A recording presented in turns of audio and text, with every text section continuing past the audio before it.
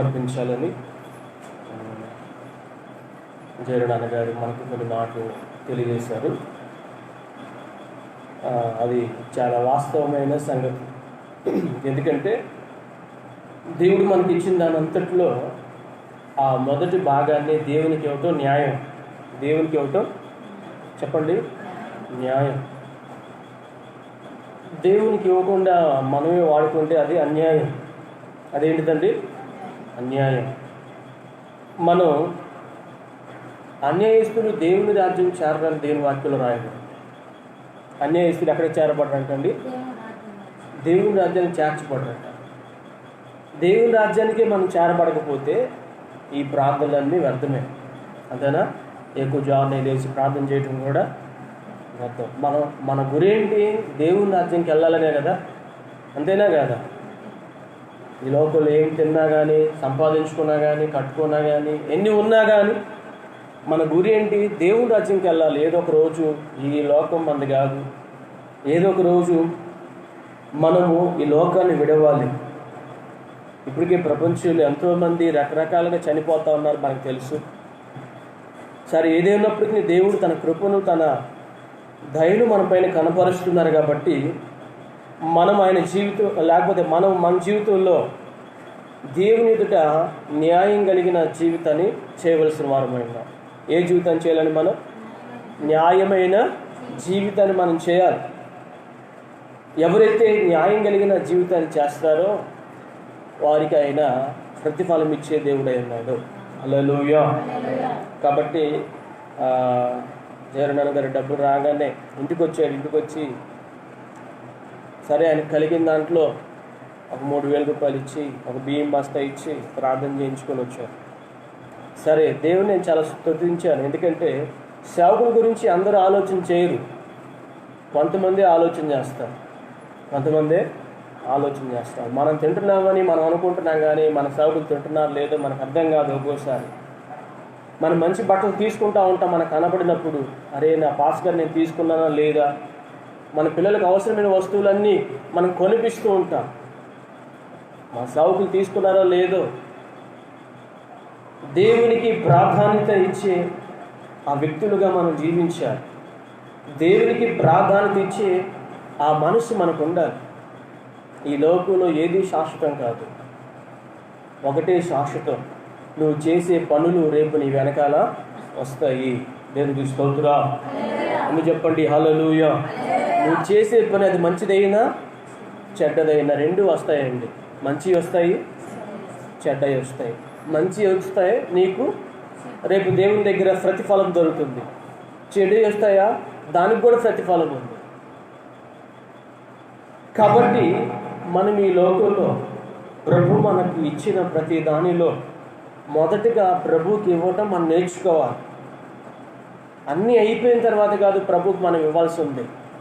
మొదటిది ఏంటంటే ప్రభువే మొదట మన జీవితంలో ఉండాలి. మనము నిజంగా ప్రభుని ప్రేమించే వారమైతే, మనం నిజంగా ప్రభుని ఆరాధించే వారమైతే, నిజముగా రక్తిలో కడగబడిన వారమైతే మనకు వచ్చే ప్రతి దానిలో మొదటి భాగమును తీసి శ్రేష్టమైన భాగాన్ని, ఏ భాగాన్ని అండి? కులిపోయిన భాగాన్ని కాదు, పాడైపోయి వాసన కొట్టే భాగాన్ని కాదు. ఒక ఊరిలో ఒక పెద్ద ఆయన ఉన్నారట. ఈ పెద్ద ఆయన పనికి వెళ్ళినప్పుడల్లా కొన్ని డబ్బులు వస్తాయి కదండి.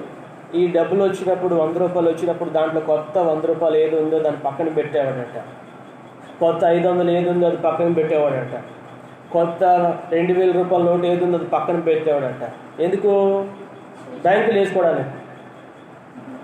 బ్యాంకులు వేసుకోవడానికి కాదు, శ్రేష్టమైన దాన్ని నా దేవునికి ఇవ్వాలి.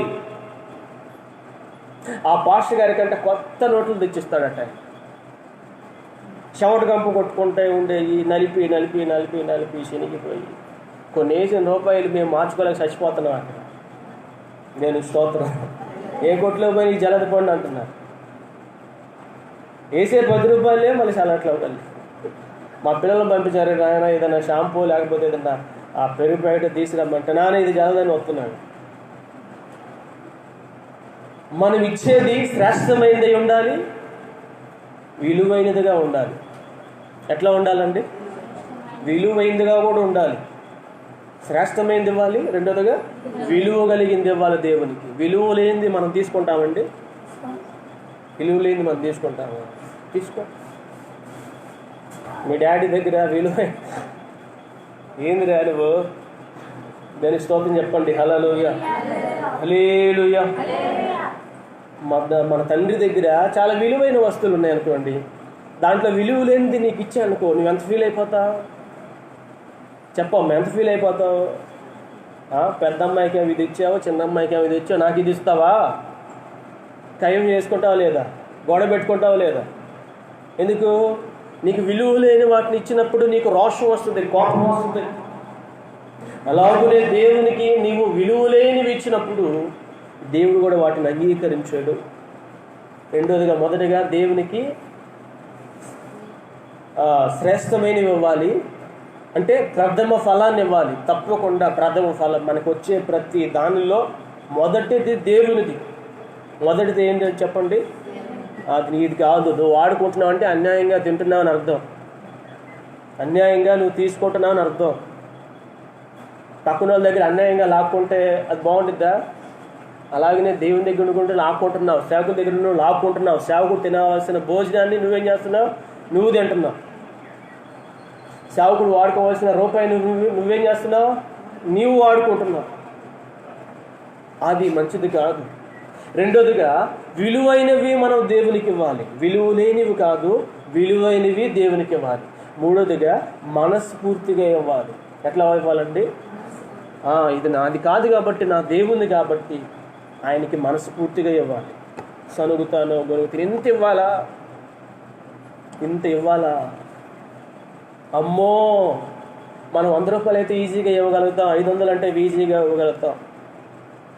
ఒక 5,000 ఇవ్వాలంటే, ఒక 3,000 ఇవ్వాలంటే ఇవ్వగలుగుతామండి? మన మనస్సు రాదు. అమ్మో, ఇంత ఇవ్వాలా? మన దేవుడు నీకు ఎంతో ఇచ్చాడు కదా, ఆయన కూడా అనుకుంటే ఇంత ఇవ్వాలా ఏమికి, ఇంత ఆరోగ్యం ఇవ్వాలా ఏమికి, ఇంతగా కాపాడాలా ఏమికని ఆయన అనుకుంటే, ఆయన ఎంతగా కాపాడుకుంటున్నాడండి మనల్ని, ఎంతగా భద్రపరుస్తున్నాడు మనల్ని, మన పిల్లల్ని. మళ్ళీ మన కుటుంబానికి ఏ లోటు లేకుండా, ఏ తెగులు రాకుండా మనల్ని భద్రపరుస్తున్నారు కదా. మరి ఆ దేవుడు ఒకవేళ నేను ఎందుకు వీళ్ళని కాపాడాలనుకుంటే? కాబట్టి నా ప్రియ దేవుని బిడ్డారా, మనము మనస్ఫూర్తిగా దేవునికి ఇవ్వాలి. నువ్వు జ్ఞానం కలిగిన వ్యక్తివైతే, తెలియగలిగిన వ్యక్తివైతే దేవునికి ప్రాధాన్యత ఇచ్చి, విలువైన వాటిని ఇచ్చి హృదయపూర్వకంగా దేవునికి ఇస్తావు. ఎందుకో తెలుసా? ఈ లోకంలో ఏది శాశ్వతం కాదు. నువ్వు ఏదైతే దేవునికి ఇస్తున్నావో అదే శాశ్వతము. ఆమేన్, హల్లెలూయా. అదే శాశ్వతం. రేపు పరలోకంకి వెళ్ళిన తర్వాత నువ్వు చేసిన దానికి ప్రతిఫలం ఇస్తాడు దేవుడు. ప్రభు అన్నారు కదండి, నా సేవకుడని గిన్నీడు చన్నీళ్ళు మీరిచ్చిన. ఏంటండి సేవకునికి గిన్నీడు? ఎట్టా ఈయనకి పెద్ద ఆగివ్వాలని ఈయటం కాదు, హృదయపూర్వకంగా. సేవకుడు అలసిపోయాడేమో, ఇంతగా కష్టపడ్డాడు, ఇంతగా ప్రయాసపడ్డాడు, ఆయనకి మంచిగా భోజనం పెట్టాలి, మంచిగా నీళ్ళు ఇవ్వాలి అని హృదయపూర్వకంగా ఏ వ్యక్తి అయితే చేస్తాడో ఆ వ్యక్తి పరిచర్యకు ప్రతిఫలం ఉంది. ఆమేన్. భారంగా, కష్టంగా, మనసులో ఇష్టం లేకుండా చేసేదాన్ని దేవుడు ఏది కూడా అంగీకరించాడు. కాబట్టి మనం దేవునికి ప్రథమ ఫలం ఇవ్వాలి. ఖచ్చితంగా మన దగ్గరికి వచ్చేది నువ్వు ఇవ్వట్లేదు అంటే దేవుని సొమ్ము నువ్వే వాడుకుంటున్నావు అని అర్థం. దేవజనులు వాడుకోవాల్సిన నువ్వే వాడుకుంటున్నావు అని అర్థం. రెండోదిగా, విలువైన వాటిని మనం దేవునికి ఇవ్వాలి. విలువైన వాటిని. ప్రియులారా, నేను మీతో చెప్తున్నానంటే నేను ఎవరికి ఇవ్వకుండా నేను చెప్పట్లేదండి. నేను కూడా ధారాళంగానే ఇస్తే ఇతరులకు. అర్థమవుతుందా? నేను తీసుకునేవానిగా ఉండను, ఇతరులకు ఇచ్చేవానిగానే ఉంటాను. దేవునికి స్తోత్రం, హల్లెలూయా. ప్రియులారా, ఇటీవల వైఎస్ జగన్మోహన్ రెడ్డి గారు పాస్టర్కి 5,000 ఇచ్చారు కదా. ఇచ్చారా ఇవ్వలేదా? మీకు తెలుసు, కొంతమంది తెలియదు. ఇచ్చారు, నాకు కూడా ఇచ్చారు. ఇస్తే నేను ఆ డబ్బుల్ని ఒక్క రూపాయి కూడా నా కోసం వాడుకోలేదు. ఒక్క రూపాయి. 5,000 వచ్చినాయి కదా, మంచిగా బట్టలు తీసుకోవచ్చుగా. 5,000 వచ్చినాయి, అవసరమైన మా పిల్లలు బట్టలు తీసుకోవచ్చుగా, లేకపోతే ఇంకేదైనా చేయొచ్చుగా. డబ్బు ఉంది మనం ఎంజాయ్ చేయడానికి కాదు. డబ్బు దేవుడు మనకి ఇచ్చేది మనం బాగా భోజనం చేసి సుఖంగా నిద్రపోవడానికి కాదు. మనం కొంత తిని కొంత దేవుని పని చేయడానికి. హల్లెలూయా, హల్లెలూయా. మనం మొత్తం తినేస్తున్నాం. 5,000 వస్తే ఆ అకౌంట్లో పడ్డాయి అంతే. ఈ ఫోన్కి బ్యాంక్ లింక్ ఉందన్నమాట. ఇక బ్యాంక్ కార్డుకి వెళ్ళడం అవసరం లేదు. ఈ ఫోన్లోనే మనం ఎవరికి పంపించాలనుకుంటే వాళ్ళకి పంపించవచ్చు. ఒక పాస్టర్ గారు తను లైవ్ పెట్టాడు, తను మందిరం కడుతున్నాడట. మీరెవరైనా ఈ మందిరానికి సహకరించండి బ్రదర్, సహోదరులారా అని అడుగుతున్నాడు. ఒక మాట అడుగుతుంటే ఎందుకో ఇవ్వాలనిపించింది నాకు. వెంటనే ఆ పాస్టర్ గారికి 2,000 రూపాయలు పంపించేశారు. ఇటీవల అంతకుముందు ఒకసారి ఇక్కడికి ఒక పాస్టర్ గారు వచ్చారు, అంగీ వేసుకొని అల్లగా. నేను లేనప్పుడు ఆన్లైన్ ప్రేయర్కి వచ్చాడట. మీకు గుర్తేనా? ఇంకోళ్ళు కూడా వచ్చాడు, ఆయన ముసలాయన లాగా ఉంటాడు, రవి పాస్టర్ గారు అని. ఆయన చనిపోయాడు ఇటీవల ఆరోగ్యం బాగలేక. ఒక 4 నెలల క్రితం, 4 జనవరి టైంలో చనిపోయాడు. వాళ్ళ పాస్టర్ గారికి ఒక 1,000 రూపాయలు పంపించానమ్మా, ఎట్లా ఉన్నారు మీరు మీ పిల్లలు. వెంకటకి మనతో పాటు సేవ చేసిన అబ్బాయికి 1,000 రూపాయలు పంపించాడు. ఇదని బిడ్డలు చూసారు, మా దేవుడు నాకు ఇచ్చేయాలే అని చెప్పేసి నా ఇష్టం కొరకు నేను వాడుకోవాలా. నేను ఇస్తున్నాను కాబట్టి మీరు కూడా ఇవ్వాలండి అని చెప్తున్నాను. హల్లెలూయా. నేను ఏది కూడా నా సొంతానికి వాడుకోను. ఇప్పటికి కూడా అన్ని విధాలుగా కొంతమంది సేవకులను చూస్తుంటే ఎట్లా ఉంటారంటే, వాళ్ళ బూట్లు, వాళ్ళ షూట్లు, వాళ్ళ బెల్ట్లు, వాళ్ళు వాడుకునే సెంట్లు ఏమిటి, వాళ్ళు వాడే పౌడర్లు, వాళ్ళు వాడే సోపులు, వాళ్ళు వాడే ఆ ఫేసు క్రీములు ఎంత కాస్ట్లీగా ఉంటాయో తెలుసా? మాకు తెలుసు. కొంతమంది పాస్టర్లు జీవిస్తుంటారు, విశ్వాసులు వాళ్ళకి ధారాళంగానే ఇస్తుంటారు. వాళ్ళు కూడా ధారాళంగానే వారి కొరకు వాడుకుంటూ ఉంటారు. అలాంటి మనస్సు మాకు లేదు. మీరు ఇచ్చే ప్రతి రూపాయి కూడా దేవుని పని కొరకే వాడబడుతుంది. ఆమేన్, హల్లెలూయా. కనీసము రోజు పాలు కూడా పోయించుకోం మేము, తెలుసా? రోజు కొంతమంది సేవకులు రోజు పాలు పోయించుకొని టీ పెట్టుకొని తాగి, ఇంతవరకు అలవాటే లేదు. ప్రతిరోజు పాలు పోయించుకోలే, పెరుగు భోజనం చేయాలని లేదు. ఎవరైనా టీ ఇస్తే తాగుతాం, ఎవరైనా పెరుగేస్తే భోజనం చేస్తాం అంతే. ప్రత్యేకంగా పెరుగు తెచ్చుకొని పాలు చేసుకొని ఇవి చేసే అలవాటే లేదు. ఎందుకో తెలుసా? మనకిచ్చిన సొమ్ముని మనము ధారాళంగా భోజనం చేయడానికి కాదు. పూర్వకాలంలో విశ్వాసులట ఏంటి, పూర్వకాలంలో విశ్వాసులు ఎలా జీవించారంటే, వారికి ఇచ్చిన దాంట్లో నమ్మకంగా దేవునికి ఇచ్చేవాళ్ళట.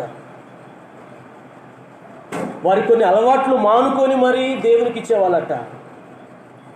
మనం ప్రతిరోజు టీ తాగుతున్నాం, టీ తాకుండా ఉంటే ఒక 20 రూపాయలు మిగులుతాయి కదా, అవి దేవునికి ఇచ్చేద్దాం రోజు. అంతకుముందు మీతో చెప్పాను, ఒక పాస్టర్ గారు మందిరం కడుతుంటే ఆడవాళ్ళందరంట వాళ్ళు జుట్లు కట్ చేసుకొని ఆ జుట్టు అమ్మేసి వచ్చిన డబ్బులు మొత్తం ఇచ్చేశారట. వాళ్ళు ఉంగరాలు, వాళ్ళకున్న వస్తువులు దేవునికి ఒకటి సమర్పించారట, బంగారాన్ని సమర్పించారట. ఆ సమర్పణ జీవితం మనకు రావాలి. దేవుని స్తోత్రం చెప్పండి, హల్లెలూయా. సమర్పణ లేకపోతే మనము నిజమైన క్రైస్తవులు కానే చెప్పండి కాదు. ఏదో వాక్యం వినేసి చెవులు వదిలిపెట్టడం కాదు. వాక్యం విన్నా నీలో మార్పు రావాలి. దేవునికి స్తోత్రం. ఏం రావాలండి? మార్పు రావాలి. మార్పు లేకపోతే ఎన్ని సంవత్సరాల వాక్యం విన్నా ప్రయోజనం ఏంటండి? అంతేనా కాదు చెప్పండి? మార్పు లేకపోతే ఎన్ని సంవత్సరాలు వాక్యం విన్నా ప్రయోజనం ఉందంటారా? ఒక మాట చదువుదాం బైబిల్ పరిశుద్ధ గ్రంథంలో ఈరోజు. సామెతల గ్రంథం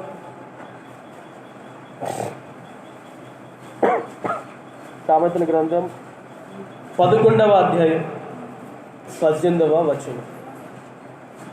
సామెతల గ్రంథం 11వ అధ్యాయం 18వ వచనం. భక్తిహీనుల సంపాదన వారిని మోసం చేయును, నీతిని విత్తువాడు శాశ్వతమైన బహుమానమును పొందును. చాలండి, దేవుని స్తోత్రం చెప్పండి అందరూ. హల్లెలూయా. నీతిని విత్తువాడట శాశ్వతమైన బహుమానాన్ని పొందుతాడు. భక్తిహీనుడేమో తన సంపాదన, భక్తిహీనుని సంపాదన వాడిని మోసం చేస్తుంది. నాకు ఇంత డబ్బు ఉంది, ఇంత వస్తువులు ఉన్నాయి, ఇంత పశువులు ఉన్నాయి, ఇంత వాహనం ఉంది, ఇంతమంది బంధువులు ఉన్నారు, ఇంతమంది స్నేహితులు ఉన్నారు, ఇంత ఉంది అంత ఉంది అనుకునేవాడట ఆ ఆస్తే వాడిని మోసం చేస్తుంది. ఏ ఆస్తినైతే నమ్ముకున్నావో ఆ ఆస్తే అతన్ని విడిచిపెట్టిపోయే రోజు వస్తుంది. ఆ ఆస్తే అతనికి ఉపయోగపడని రోజు వస్తుంది. ఆ ఆస్తే అతన్ని బ్రతికించలేని రోజు వస్తుంది. అందుకనే భక్తిహీనుని ఆస్తి వాడిని, లేకపోతే భక్తిహీనుని ధనం వాడిని మోసం చేస్తుంది. అయితే నీతిని విత్తువాడు శాశ్వతమైన బహుమానానికి వస్తాడట. హల్లెలూయా. నీతిని విత్తువాడు శాశ్వతమైన బహుమానమును నందుతాడు. అందుకని ఈరోజు మనం జీవించాలి నీతిమంతులుగా. ఆమేన్.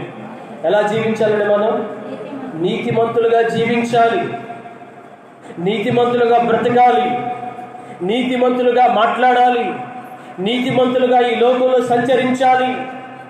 ఇక సమయం లేదు కాబట్టి, వచ్చుచున్న ప్రభు త్వరగా రాబోతున్నాడు, వస్తున్నాడు కాబట్టి ఈ శేష జీవితములో మన బ్రతికే 10 సంవత్సరాలు, 20 సంవత్సరాలు, 1 సంవత్సరము లేదా 2 సంవత్సరాలలో ఈ కొద్ది రోజులైనా మనం ఎలా బ్రతకాలండి? నీతిగా బ్రతకాలి. ఆమేన్. అందరూ చెప్పండి హల్లెలూయా. చూసారా, ఎక్కడో చైనాలో పుట్టిన వ్యాధి ఎక్కడ పుట్టిందంటే అది కొన్ని వేల కిలోమీటర్లు దాటుకొని మన పక్కకు వచ్చేసింది. ఇంకోళ్ళు కూడా వచ్చేసింది. ఇంకోళ్ళు రోడ్లన్నీ మూసేశారు. ఎటు వాడడానికి లేదు, ఒకటే రోడ్డు ఉంది. ఎటు పోవాలి ఎవరికి అర్థం కాదనమాట. ఆ గొంతులు తిరుక్కొని వెళ్ళాలి. ఎక్కడో పుట్టిన వ్యాధి అది. ఎందుకు ఇంకా వ్యాధి తగ్గలేదు తెలుసా? ఇంకా దేవుని లెక్క పూర్తి కాల. దేవుని లెక్క ఏం కాలే చెప్పండి? దేవుడు ఒక తెగులు పంపించాడంటే, ఒక వ్యాధిని పంపించాడంటే దానికి నియమించబడిన ప్రజలు ఉంటారు. ఆ లెక్క పూర్తి అయిపోతే అది ఆగిపోతుంది. దాని స్తోత్రం. హల్లెలూయా. ఆ లెక్కలో ఎవరున్నారో మరి? ఎవరున్నారో? పాస్టర్లు ఉండొచ్చు, విశ్వాసులు ఉండొచ్చు, ధనవంతులు ఉండొచ్చు, ఎవరైనా ఉండొచ్చు.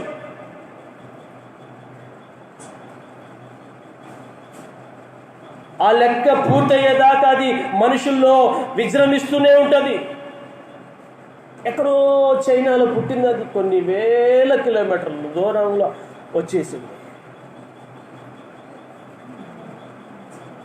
అంటే ఇదంతా దేనికి సూచనగా ఉందంటే ప్రభు త్వరగా రాబోతున్నాడు. ఆయన వచ్చేలోపు నీవు ఒక నీతి కలిగిన జీవితాన్ని చేయాలి. ఆమేన్. అందుకు చెప్పండి హల్లెలూయా. ఒక నీతి కలిగిన జీవితం, పరిశుద్ధమైన జీవితం మనం చేయాలని దేవుని వాక్యం చెప్తుంది. నీతిని విత్తుకున్నవాడట శాశ్వతమైన బహుమానం పొందుతాడు. కొంచెమే కాదు, కొద్దిగే కాదు, కొద్దిసేపు నిలిచిపోయి ఆ తర్వాత ఆగిపోయే బహుమానం కాదు. ఈ లోకంలోను పరలోకంలోను శాశ్వతముగా ఎప్పటికీ నిలిచి ఉండే బహుమానాన్ని ఎవరు పొందుతారట? నీతిమంతులు పొందుతారు. హల్లెలూయా. ఎవరు నీతిమంతులు అంటే యేసయ్య రక్తంలో కడగబడిన వారు. దేనికి స్తోత్రం చెప్పండి. హల్లెలూయా. యేసు రక్తంలో కడగబడిన ప్రతి ఒక్కరూ నీతిమంతులు. నువ్వెంత ఘోర పాపివైనా, నీ పాపం ఎంత గొప్పదైనా, నువ్వు యేసు రక్తంలో కడగబడిన తర్వాత నువ్వు నీతిమంతుడిగా మార్చబడుతున్నా. ఒకప్పుడు విగ్రహార్థకుడు కావచ్చు, ఒకప్పుడు భయంకరమైన పాపం చేస్తుండొచ్చు. అయితే యేసు రక్తంలో కడగబడిన తర్వాత నీవు నీతిమంతుడిగా మార్చబడుతున్నావు. ఇప్పుడు నీతిమంతుడిగా మార్చబడిన నీవు నీతిమంతుడిగా జీవించవలెను. ఆమేన్. నీతిమంతుడిగా మార్చబడాం మనం. ఇప్పుడు ఏం చేయాలి? నీతిమంతులుగా జీవించాలి. కొంతమంది జీవితంలో నీతిమంతులుగా కడగబడినప్పటికీ నీతిమంతులుగా జీవించే జీవితం లేదు. బైబిల్లో రాయబడింది, నీతిమంతుని గట ఒక వేరున్నదట.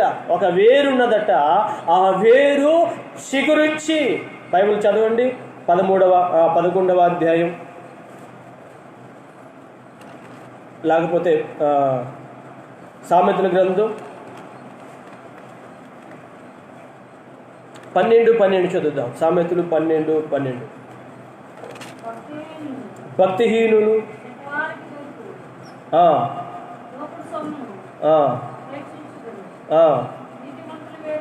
నీతిమంతులు వేరు చిగురించును. ఆ తర్వాత 12:3 చదువుదాం. 12:3 భక్తిహీనత వలన ఎవరును స్థిరపరచబడరు, నీతిమంతుల వేరు కదలదు. నీతిమంతులకు ఒక వేరు ఉందట, అది కదలదట. దేనికి స్తోత్రం.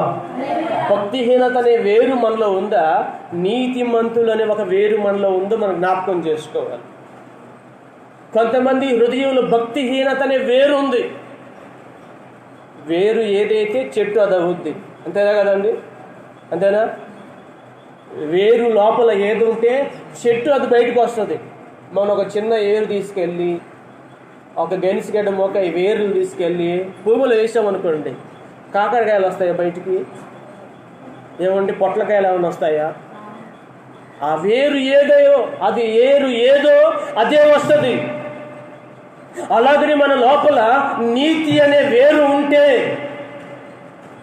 ఆ నీతి అనే చెట్టు ఫలము ఆశీర్వాదము మనలో నుండి బయటకు వస్తుంది.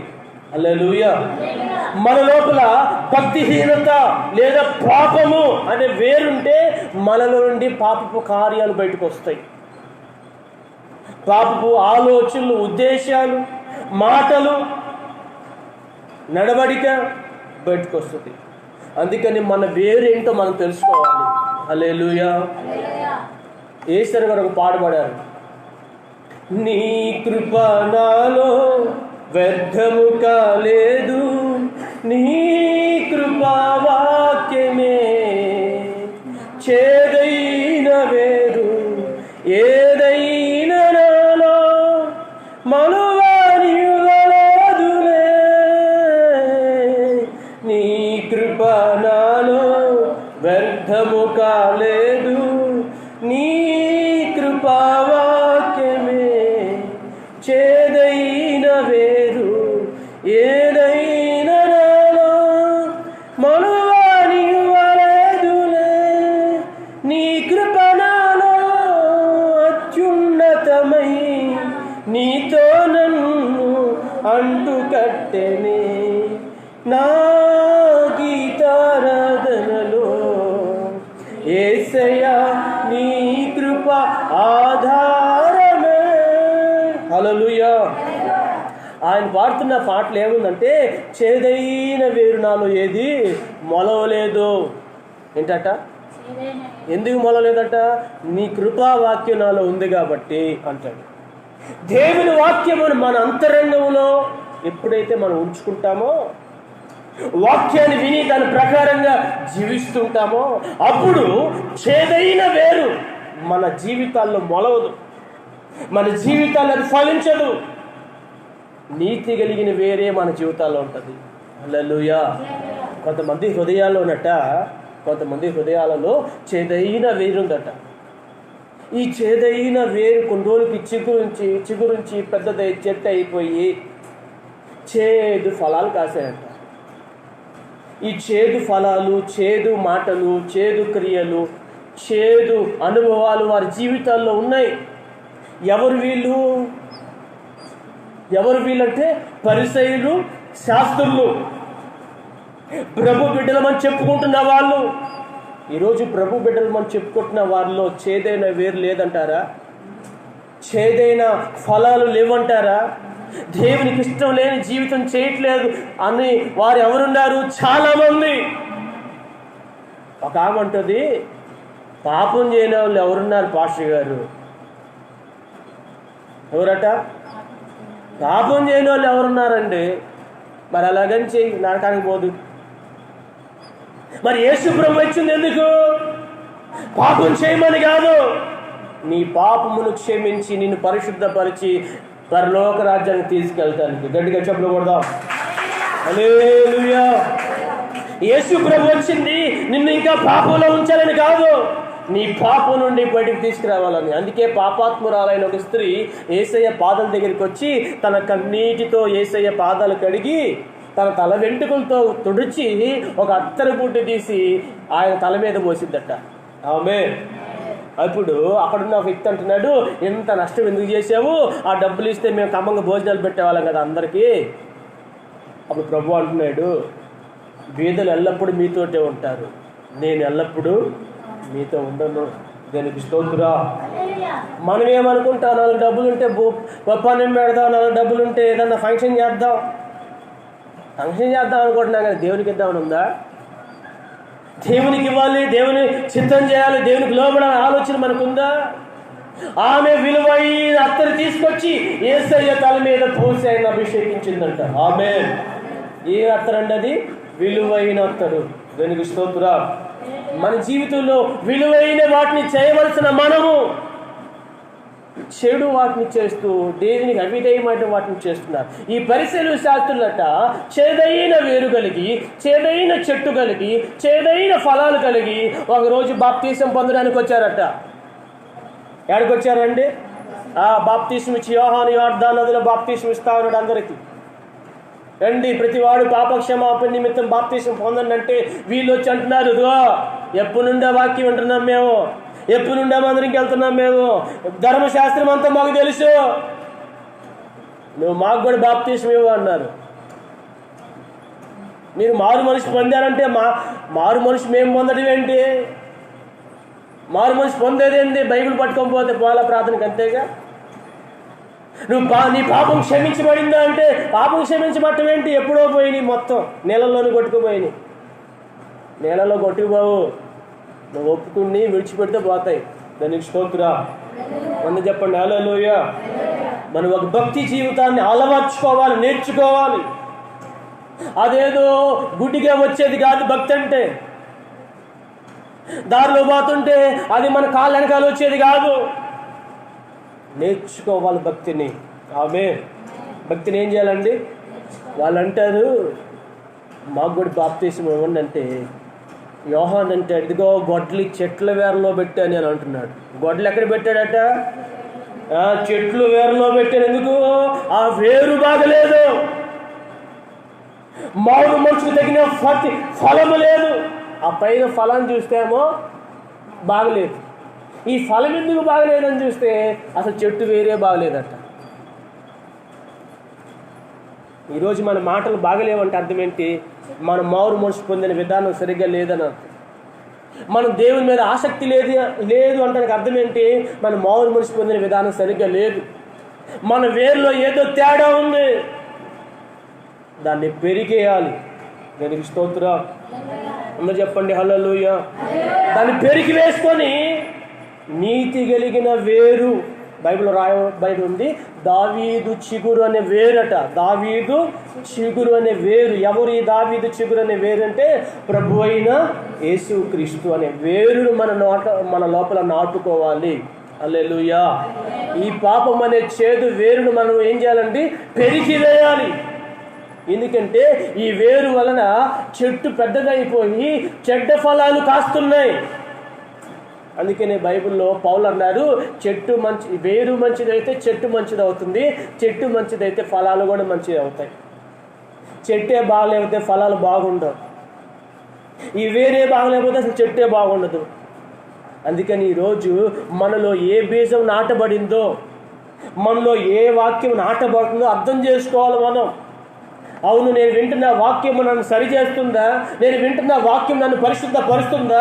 నేను వింటున్న వాక్యము నన్ను పరిశుద్ధతలోనికి యేసయ్య రూపంలోకి మారుస్తుందా లేదని మనం గమనించాలి. చాలామంది జీవితంలో ఎంత వాక్యం విన్నప్పటికీ ఆ పరిశుద్ధత అనేది లేదు, ఆ మాటలు మారట్లేదు. ఏమండి నడవడిక మారట్లేదు. ఎంతమంది ప్రార్థన చేసుకుంటున్నారు అని మీకు ఇప్పుడు చేయి పైకి ఎత్తిచ్చాను అనుకోండి, ఎవరు చేయి పైకి ఎత్తరు. అందుకే చేయి పైకి ఎత్తొస్తుంది.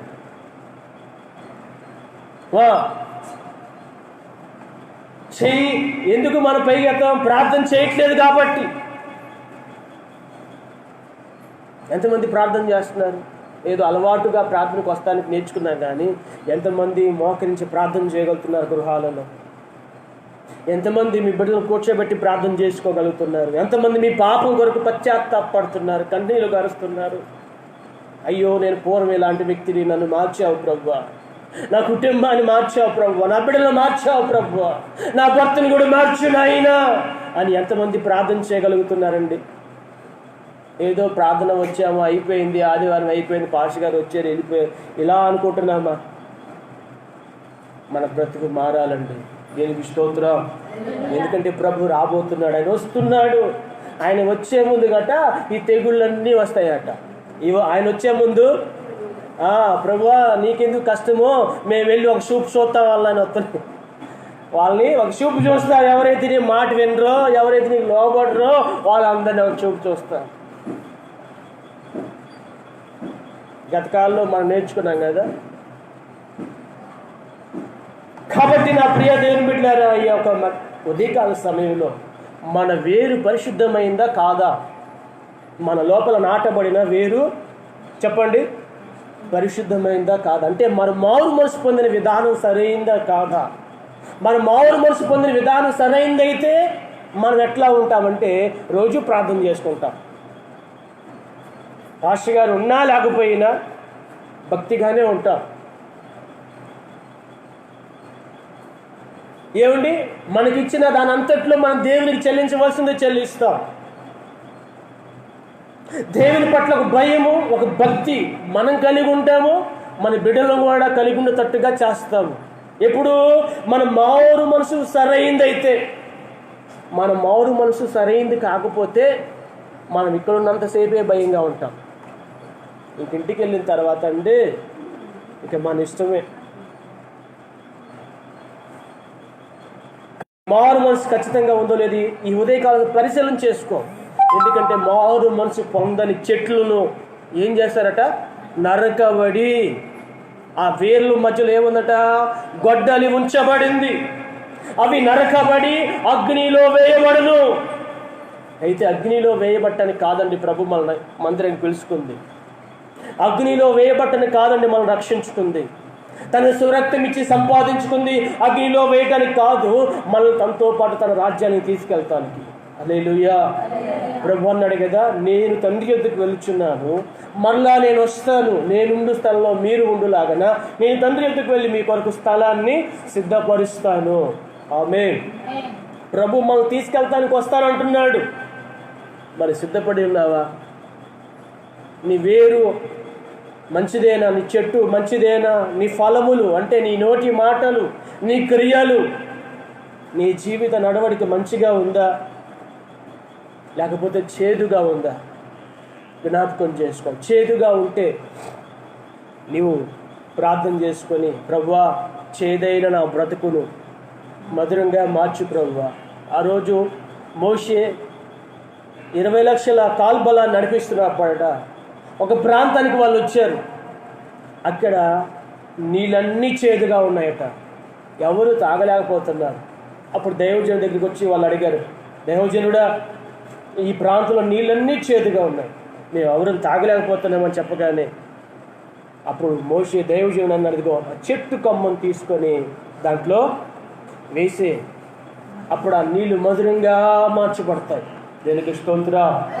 ఆ చెట్టు కొమ్మ ఏంటంటే దేవుని వాక్యము లేదా యేసు ప్రభువే. ఒకవేళ నీ జీవితం చేదుగా ఉంటే, నీ మారు మనసు పొందిన విధానం కరెక్ట్గా లేకపోతే, ఇప్పుడైనా మించిపోయింది ఏమీ లేదు. ఇప్పుడే నీ హృదయాన్ని తెరిచి, ప్రభువా నీ వాక్యం చేత నాలో ఉన్న చేదైన వేరును తొలగించు,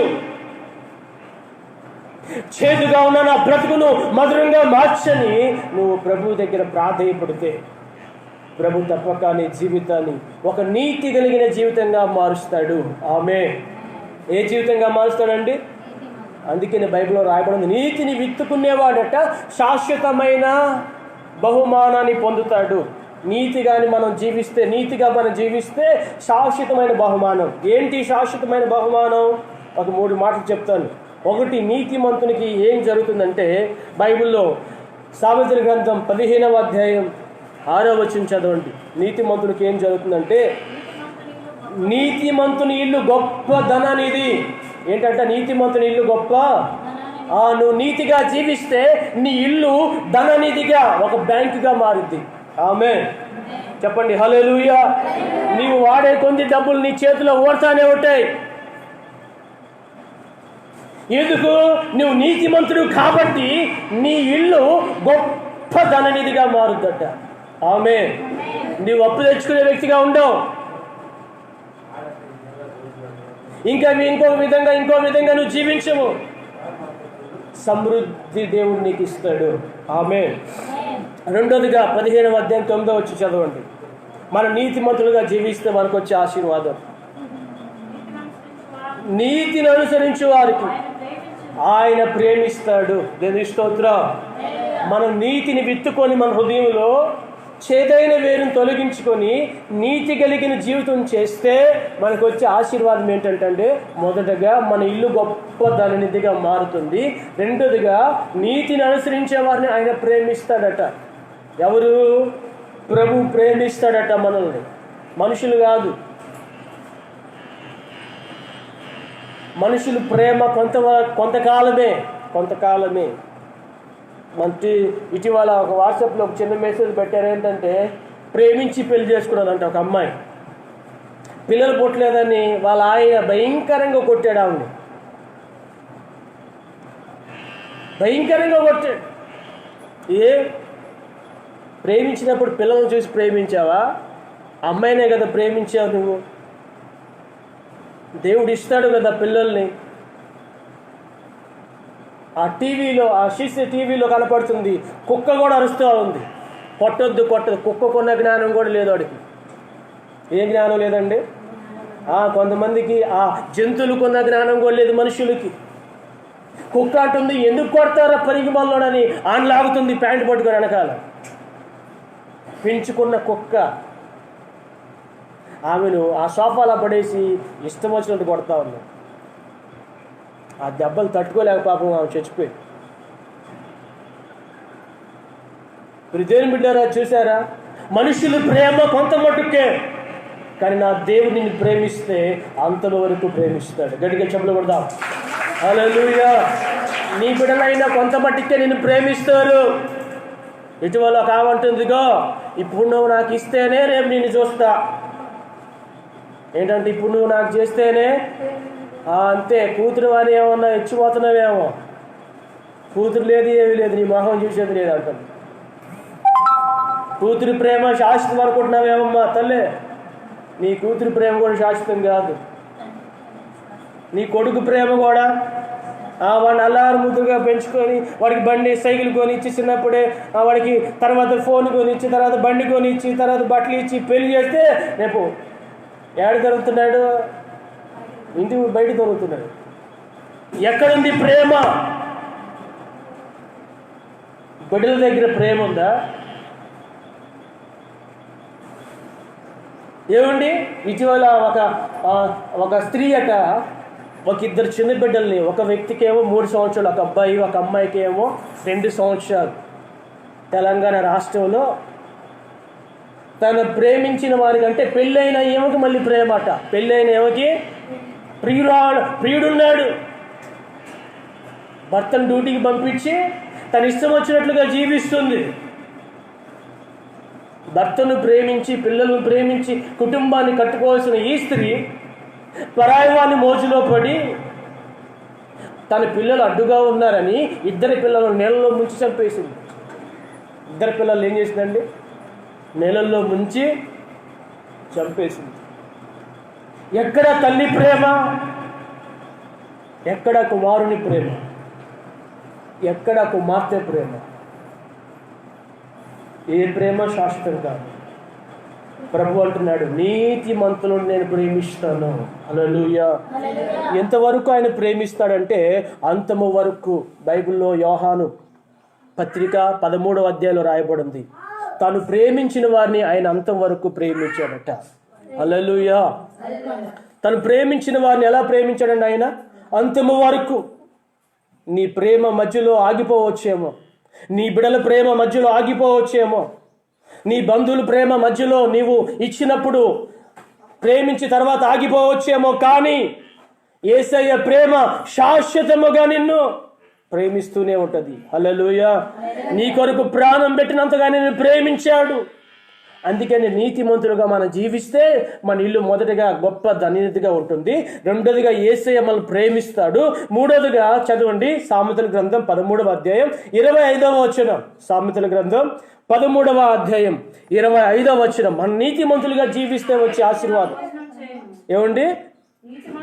నీతిమంతుడు ఆకలి తీరా భోజనం చేస్తాడట. హల్లెలూయా. నీతిమంతుడు ఎలా భోజనం చేస్తాడు?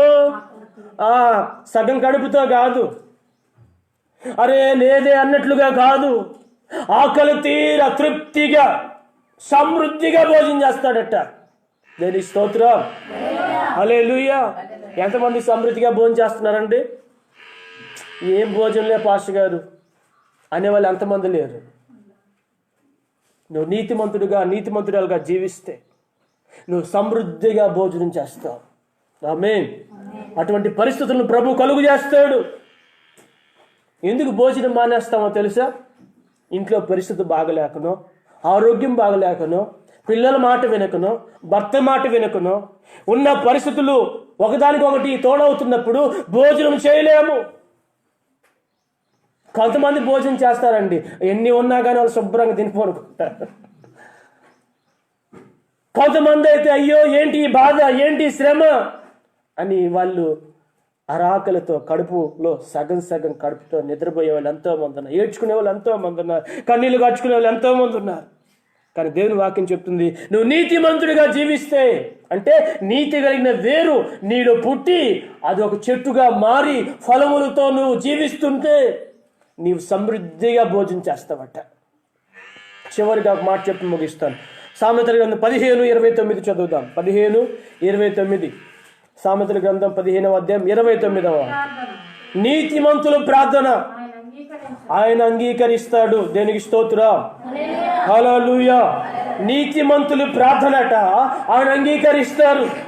అనేక సార్లు మనం ప్రార్థన చేస్తూ ఉంటాం, ప్రభువా అది కావాలయ్యా, ప్రభువా ఇది కావాలయ్యా, ప్రభువా పెద్దోళ్ళు మార్చినైనా, ప్రభువా ఈ అమ్మాయిని మార్చినైనా, ప్రభువా ఈ అప్పులు తొలగించినైనని ఎన్నో ప్రార్థనలు. ఎన్ని ప్రార్థనలు? మనకి ఎప్పుడు ఏదో అవసరమైతే అప్పుడు ప్రార్థనే. మన ప్రార్థన దేవుడు వింటున్నాడు లేదు మనకి ఒకవేళ ఆలోచన ఉందా? బైబిల్ చెప్తుంది నీతిమంతుల ప్రార్థన ఆయన ఆలకిస్తాడట. ఎవరి ప్రార్థన అండి? ఎవరి ప్రార్థన? ఇష్టానుసారంగా అటు ఇటు ప్రభు నాకు క్వార్టర్ డబ్బులు కావాలి అయ్యండి ఇస్తాడండి. ఎవరు పడితే వాళ్ళు ప్రార్థన చేసి ఇస్తాడా?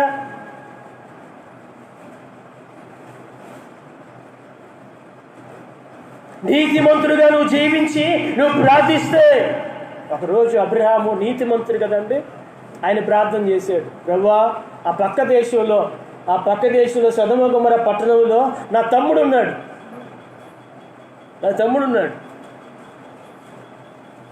ఆ దేశాన్ని నశింపు చేస్తున్నావా నాకు అర్థమైంది, అగ్ని వర్షాన్ని కురిపిస్తున్నావట, నువ్వు వాడి కుటుంబాన్ని కొంచెం కాపాడయ్యా అని ప్రార్థన చేశాడట అబ్రహాం. హల్లెలూయా. దేవుడు ఆలకించాడా లేదా? ఆ నీతిమంతుడైన అబ్రహాం ప్రార్థన ఆలకించి లోతును ఆ సొదొమ గొమొర్రా పట్టణములో అగ్నిలో దహించబడకుండా బయటకు తీసుకొచ్చాడట. దావదూతలను పంపించి అతని చేతులు పట్టుకొని బయటికి తీసుకెళ్ళిపోయాడు. ఈరోజు కరోనా వైరస్ వచ్చిన తర్వాత చాలామంది ప్రార్థన చేశారు, ప్రభువా పలానా ఊర్లో మా పాస్ గారు ఉన్నారు, లేదా పలానా ఊర్లో మా అక్క ఉంది, పలానా ఊర్లో మా తండ్రి గారు ఉన్నారయ్యా, పలానా దేశంలో మా వాళ్ళు ఉన్నారు నాయన. చాలామంది కువైట్లో ఉన్నారు, మన తెలుగు వాళ్ళ కొరకు ప్రార్థన చేస్తున్నారు, ప్రభువా కువైట్లో మా అక్క జాబ్ చేయడానికి వెళ్ళింది, ఆమె కరోనా రాకుండా కాపాడు ప్రభువా. ఇప్పుడు విదేశాల్లో లేవు ఎక్కువ కేసులు, మన భారతదేశంలో ఉన్నాయి. దాని స్తోత్రం. చైనా ఒకప్పుడు టాప్ అయితే ఇప్పుడు చైనా ఆడిపోయింది ఎవరికి తెలియదు. మన భారతదేశం 4వ స్థానానికి వచ్చింది. ఎన్నో స్థానానికి వచ్చిందంటే 5 లక్షల కేసులు పైకి అయిపోయినాయి. 5 లక్షల పైకి. మన ఆంధ్ర రాష్ట్రంలోనే 11,000కు పైగా పోయినాయి. ఇటువంటి భయంకరమైన పరిస్థితుల్లో మన ప్రార్థన దేవుడు వినాలి అంటే నువ్వు ఎలా పడతాలో ఉండి, ప్రభువా నా మీద తెగులు రాకుండా చేయనైనా, నాకు ఆరోగ్యం ఏనైనా అని నువ్వు ప్రార్థన చేస్తే దేవుడు వింటాడా? భయభక్తులు కలిగి నీతిమంతునిగా నువ్వు జీవిస్తుంటే నీ ప్రార్థన దేవుడు వింటాడు. కష్టాల్లో ఉన్నావా, ఇబ్బందుల్లో ఉన్నావా, ఇరుకుల్లో ఉన్నావా, అప్పుల్లో ఉన్నావా, మానసికమైన ఒత్తిడా అయితే నువ్వు నీతిమంతునిగా మొదటగా మారు. నీ ప్రార్థన దేవుడు వింటాడు. ఈ ఉదయకాల సమయంలో నా ప్రభు మీ ప్రార్థనలన్నీ సఫలపరచునుగాక. అందుకు చెప్పండి ఆమేన్. మీరు ఎటువంటి ప్రార్థన చేస్తున్నారో ప్రభు దగ్గర, ఎటువంటి విన్నపాలు ప్రభు దగ్గర చేస్తున్నారో అవి ఎంత భారమైనవైనా కష్టమైనవైనా ఈ ఉదయకాల సమయంలో నా ప్రభు మీ ప్రార్థన ఆలకించి మీకున్న ప్రతి సమస్యను కొట్టివేయునుగాక, మీకున్న ప్రతి నష్టాన్ని పూడ్చునుగాక, మీకున్న ప్రతి వ్యాధిని ఆరోగ్యంగా మార్చునుగాక. అందులో చెప్పండి ఆమేన్. అందుకని యేసయ్య అనే ఒక నీతు, లేకపోతే యేసు అనే ఒక చిగురు అనే వేరును మన అంతరంగంలో నాటుకోవాలి.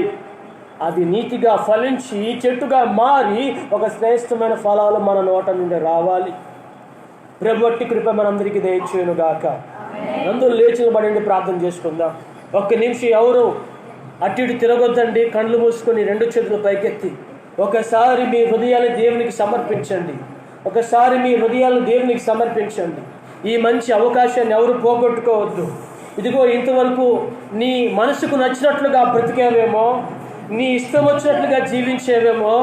నా ప్రియ సహోదరి సహోదరుడా, ఇదిగో ప్రభు ఇచ్చిన ఈ జీవితంలో నీవు నీతిగా బ్రతకాలని, నీతిని విత్తుకున్నవాడు శాశ్వతమైన బహుమానాన్ని పొందుతాడని మనం చదువుకున్నాము. నువ్వు శాశ్వతమైన బహుమానం పొందాలంటే నీతి అనే ఒక వేరును నీ హృదయంలో విత్తుకోవాలి. పాపం అనే వేరును విత్తుకొని ఉన్నావేమో, చేదు అనే ఒక వేరును ఎత్తుకొని ఉన్నావేమో, మూఢత్వము అనే ఒక వేరును నీవు విత్తుకొని ఉన్నావేమో. ఆ మూఢత్వం అనే వేరును తొలగించి, చేదు అనే వేరుని తొలగించి, ఇదిగో నీ జీవితంలో నీతి చిగురు అయిన యేసు అనే వేరును నీ అంతరంగంలో నాటుకో. అదే దేవుని వాక్యము.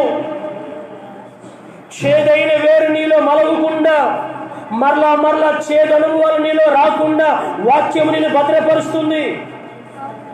వాక్యము నిన్ను కాపాడుతుంది. వాక్యం నిన్ను నీతి మార్గం నడిపిస్తుంది. నిన్ను నీ కుటుంబాన్ని నీతిమంతులుగా మారుస్తుంది. ప్రభువా నన్ను నీతిమంతులుగా మార్చునాయన.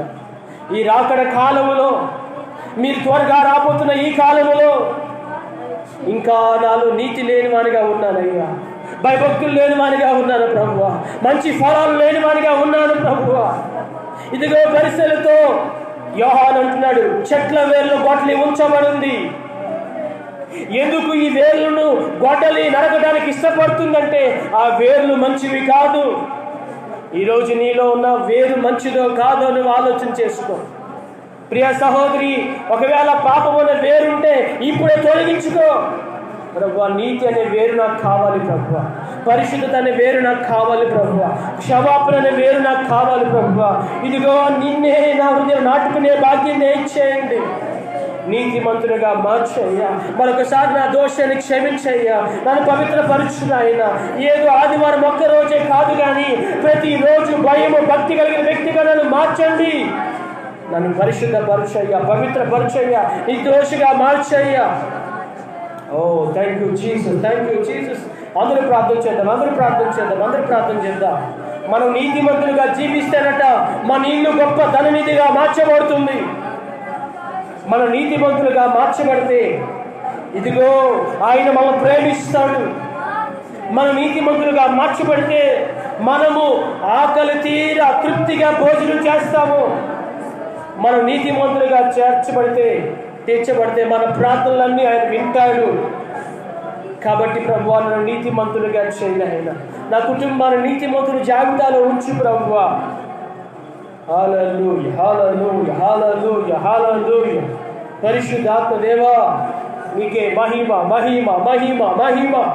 అందరూ ప్రార్థన చేద్దాం. ఎవరు మౌనంగా ఉండద్దు, ఎవరు మౌనంగా ఉండద్దు. నీ దోషం అంతటి ఒప్పుకొని, నీ పాపం అంతటి ఒప్పుకొని, నీ అవిధేయతనంతటి ఒప్పుకొని ప్రభు సన్నిధిలో ఒక తీర్మానం చేసుకో.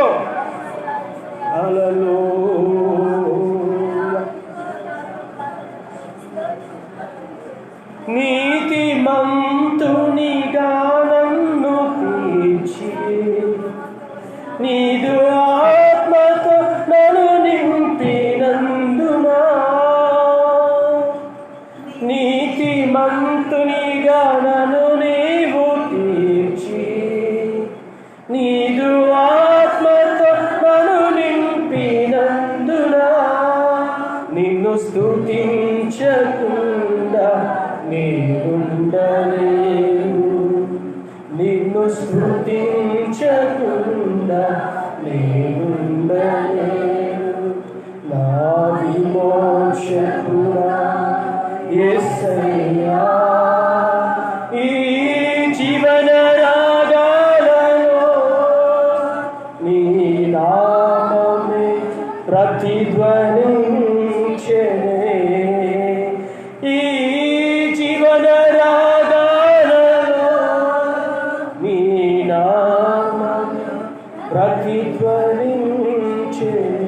నా విమోచకుడా యేసయ్యా. అవును, మన విమోచకుడైన యేసయ్యను మనం ఆరాధిద్దాం. Praise the Lord, praise the Lord. ప్రార్థన చేసుకో, ఒక మంచి తీర్మానం తీసుకో తల్లి, ఒక మంచి తీర్మానం తీసుకో. ప్రభువా, చేదైన వేరుని తొలగించు, పాపం అనే వేరుని తొలగించు. ఒక మంచి వేరు నా లోపల నాటు, వాక్యం అనే వేరు నా లోపల నాటు, మంచి ఫలములు ఇచ్చే చెట్టుగా నన్ను చేయి. ప్రభువా, నన్ను మార్చు నాయనా, నీ రక్తంతో నన్ను కడుగు ప్రభువా, నీ వాక్యం ద్వారా శుద్ధి చేయ ప్రభువా, నీ రాకడ వరకు సిద్ధపరచు నాయనా. మీరు వచ్చినప్పుడు ఎత్తబడే అనుభవంలో నేను ఉండాలి. అట్టి కృప నాకు దయచేసి ప్రార్థన చేస్తాను. ప్రేమ స్వరూపి పరిశుద్ధమైన దేవా, మహోన్నతుడా, జీవాధిపతి నీ పొందన ఈ పునరుద్ధాన దినములు ఇంతవరకు ఈ కూటాన్ని మీరు చక్కగా మర్యాదగా క్రమంగా జరిగిస్తూ వచ్చారు. అది కొనకే వందనాలయ్యా. మీ సన్నిధానాన్ని తీసుకొచ్చిన ప్రతి బిడ్డల మీద బలపరచండి, ఆశీర్వదించండి. గత కాలం అంతా మీరు కాపాడినారు, భద్రపరిచినారు, నీ కృపలో నిలబెట్టారు ప్రభువా. ఈ ముందున్న వారం అంతా మీరు కాపాడండి, భద్రపరచండి, మీ కృపలో దాయండి. ఏ తెగులు బిడ్డల మీద రాకుండా ప్రతి తెగులు తొలగిపోవును గాక. మీ రక్తపు కంచె, మీ రక్తపు కాపుదల బిడ్డలు భద్రపరచబడును గాక. దేవా, ఈ వారం అంతా మీ దయ, మీ కృప, మీ కనికరం దయచేయండి. మరి అక్కలు తీర్చండి, ఔషధం తీర్చండి, సమృద్ధి దయచేయండి. నీ సన్నిధానానికి ఎట్టి ఆశతో వచ్చి వాక్యాన్ని ఎట్టి ఆశతో విన్నారు వారి హృదయాలు తృప్తి పరచబడును గాక. వారి మనసులో ఉన్న కోరికలు సఫలపరచబడును గాక. వారి కుటుంబంలో ప్రతి సమస్య తొలగిపోవును గాక. నిశ్చయముగానైనా వారి జీవితాల్లో సంతోషభరితులుగా మార్చబడును గాక. దేవా, మీ సహాయము దయచేయమని కూడొచ్చిన చిన్న బిడ్డల్ని, యవనస్తుల్ని, పెద్దల్ని, వృద్ధుల్ని, స్త్రీ పురుషులందరినీ మీ చేతులకు అప్పగించుకుంటున్నా. ఈ పునరుద్ధాన ఆరాధన దినంలో పాల్గొన్న ప్రతి బిడ్డను ప్రత్యేకంగా దీవించి ఆశీర్వదించి ఈ వారమంతా, ఈ నెలంతా కాపాడారు, మీరు భద్రపరిచారు. ఈ 6వ నెల చివరి 28వ తారీఖు వరకు మీరు తీసుకొచ్చారు ప్రభువా. మరి 2-3 రోజుల్లో ప్రభువా 7వ నెలలో మేము ప్రవేశించబోతుండగా ఆ నెల అంతట్లో మాకు సహాయం చేయొచ్చు. మీ కృపలో మమ్మల్ని నింపి బలపరిచి ఆశీర్వదించి అయ్యా ముందు తీసుకెళ్ళవలసిందిగా నీ చిత్తానుసారంగా నీతిమంతుల జాబితాలో మేము ఉండి మేమును మా కుటుంబమును నీ నామాన్ని మహిమపరిచే భాగ్యం దయచేయమని ఈ పునరుద్ధాన ఆరాధనలో పాల్గొని పొందిన ప్రత్యక్షంగాను పరోక్షంగాను లైవ్లో చూసిన ప్రతి ఒక్కరిని మీరు దీవించి ఆశీర్వదించి వారి జీవితాలను మేలుకరంగాను సంతోషభరితంగాను మార్చి వారి నిరుత్సాహాన్ని కొట్టివేసి వారి హృదయాంతరంగంలో ధైర్యాన్ని పుట్టించి నీ కొరకై జీవించే భాగ్యాన్ని దయచేయమని ప్రతి బలహీనతను విడిపించి నూతన సమాధానం, నూతన సంతోషము, ఆరోగ్యము మీరు ప్రసాదించమని మీ దయగల హస్తాలకి మా అందరినీ అప్పగించుకుంటూ ఈ వారం అంతా మీరు కాచి కాపాడి భద్రపరచమని భక్తి జీవితంలో విశ్వాస తొట్టెలకుండా కాపాడి ముందుకు తీసుకెళ్ళమని యేసయ్య పరిశుద్ధ నామములో ప్రార్థన చేసి మనల్ని పొందుకొని ఉన్నాము తండ్రి. ఆమేన్. మన ప్రభు అయిన యేసుక్రీస్తు కృప, తండ్రి అయిన దేవుని ప్రేమ, పరిశుద్ధాత్మ దేవుని అన్యోన్య సహవాసం కుడిచింపులందరికీ సకల పరిశుద్ధులకు సదాకాలం తోడేని సాయం చేసి నడిపించును గాక. ఆమేన్. Praise the Lord. అందరికీ వందనాలు. మీ హృదయపూర్వకమైన అర్పణలు పాక్షలో చెల్లించి మీరు ప్రభునామాన్ని మహిమపరచాలని ప్రయత్నం మనం చేస్తాము. దేనికి స్తోత్రం. Praise the lord.